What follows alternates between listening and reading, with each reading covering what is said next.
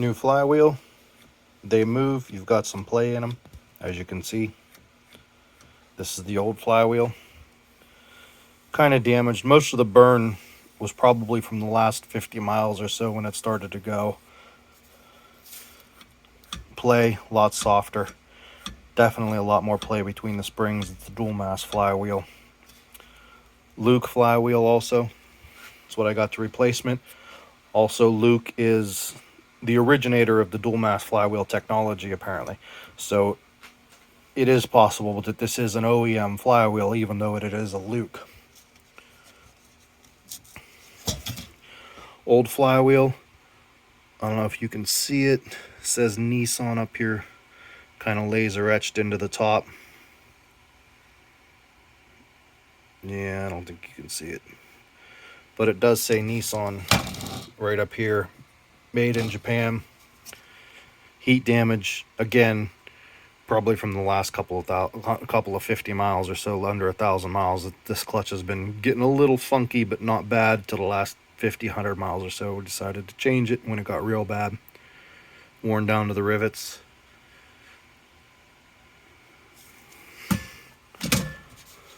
Pressure plate.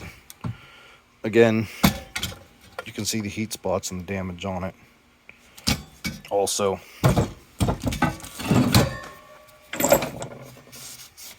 see down here, Nissan part. So, from my experience pulling this thing apart, there wasn't one broken plastic clip.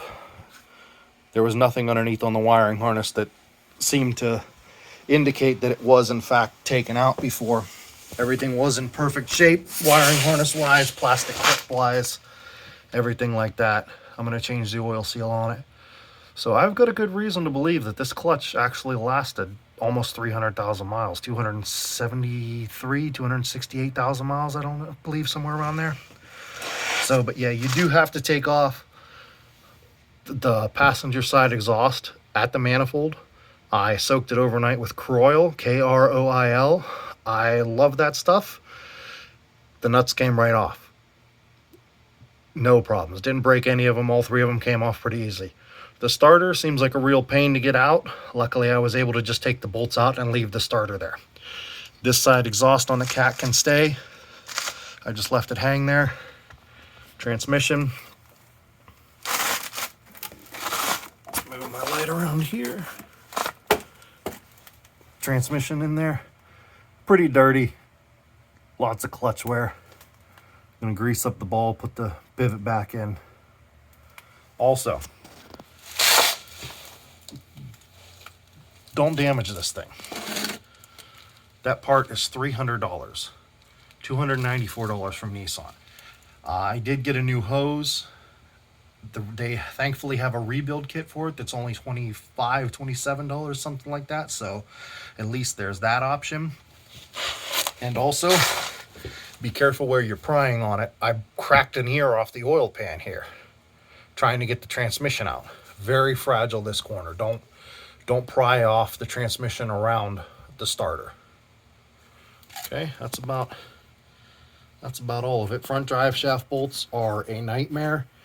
You're probably going to need a torch to heat the nuts up to get them off. They were just flat out a nightmare. I ended up having to heat the nuts to get them off. Rear drive shaft wasn't bad.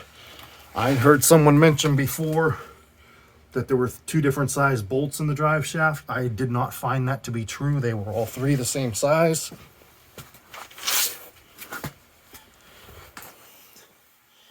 And here's the throwout bearing.